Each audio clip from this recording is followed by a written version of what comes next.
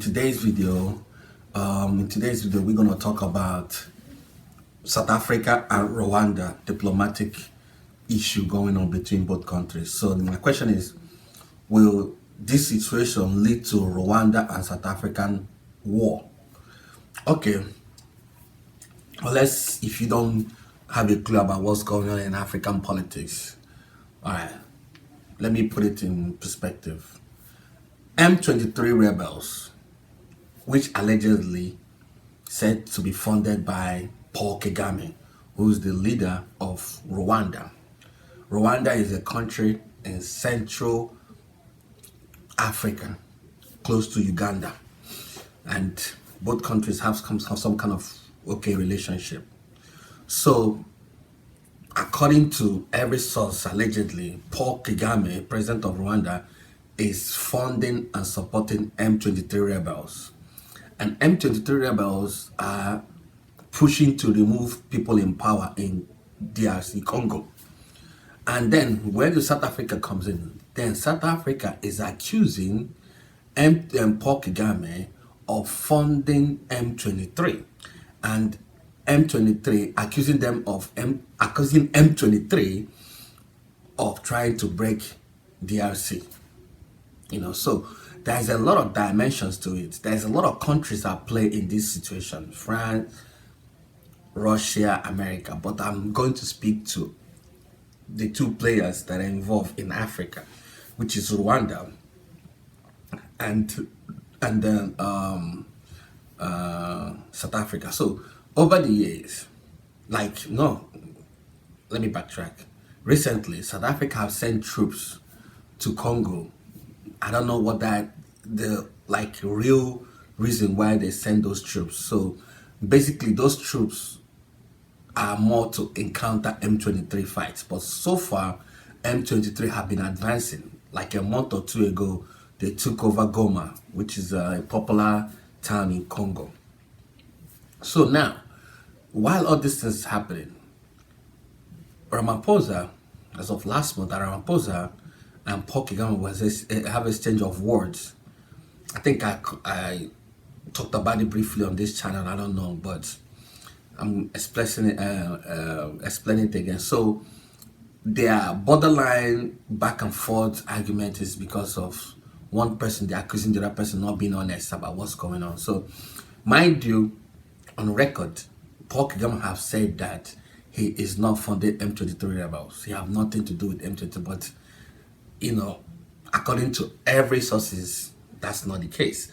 So I think maybe that's where South Africa is standing on, saying that Paul Kagame are not being honest. So as a regional power in that part of Africa, South Africa is trying to flex their muscle.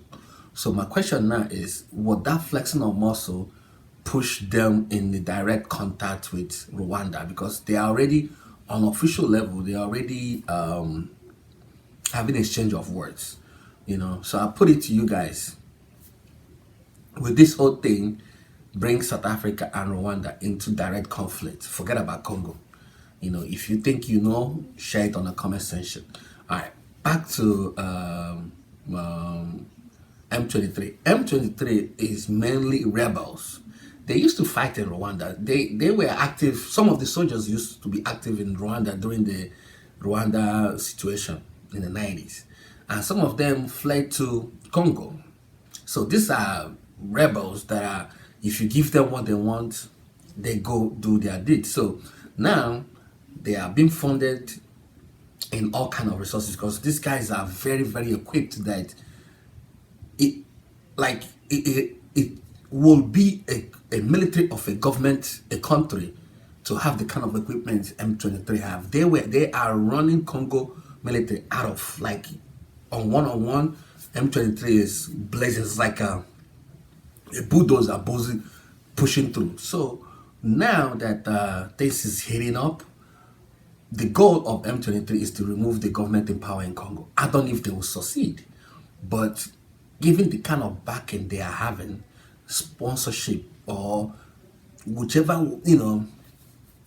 when somebody is confident insulting you, know that somebody is behind pushing him or her. So M23 have all it takes to go all the way, but then again, would they succeed? And then what would the South African role be to keep Congo as it is? And another thing I want to point out is nobody knows what Rwanda want to gain from, let's say, if it's true, which it looks like. What is the main goal of Rwanda in M23 trying to do regime change in Congo? And then what is South African role in, let me put everything in perspective now. With all these two people using their process to fight war, Rwanda, South Africa, will they come in contact with each other and go to war? Because right now, there's two citizens of South Africa and citizens of Rwanda. If you go on X or Twitter, they always attack each other. The same way South Africans tend to go after Nigerians.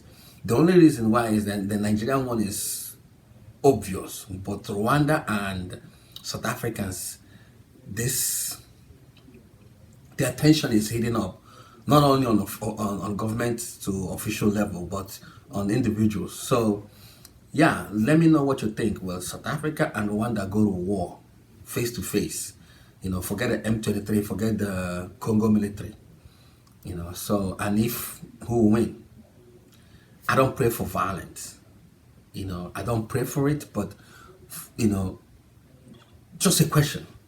We discuss something that concerns us, something that I think that brings us together as Africans. Then we talk it out. If I make mistakes in all these things that I just said, share my mistake on the comment section. If you are right, I'll say you're right. If I'm right, I'll just say I'm right. So, but we're having a conversation as brothers and sisters. So, will Rwanda and South Africa go into war with all this thing going on in the Central and Southern Africa? And it's the most tragic thing about it is that this news is underreported. It's not giving coverage. People are talking about Ukraine, Russia, Ukraine, and all that stuff. But that one, people don't talk about it, and it's sad. All right, share your thoughts on the